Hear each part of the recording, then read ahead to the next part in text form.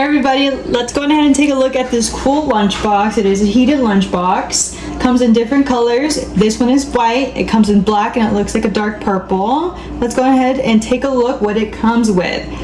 So it comes with a regular portable transportable bag. You can take it to work, school, anywhere. And then right out of the lunchbox, you open it with the sides, lift it up with the little straps, and it comes with utensils, a fork and a spoon. So then after that, you can go ahead and lift this right up. And what it comes with inside, it comes with all the connections.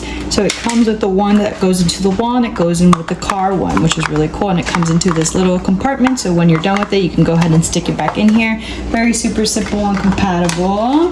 Then after, it comes with the metal sheet, which is, this is gonna be having your food. This is where it's gonna heat up. The bottom of this is that metal plate where it heats up and it's ready to go after a few minutes. So let's go on ahead, plug it into the wall, see how it looks.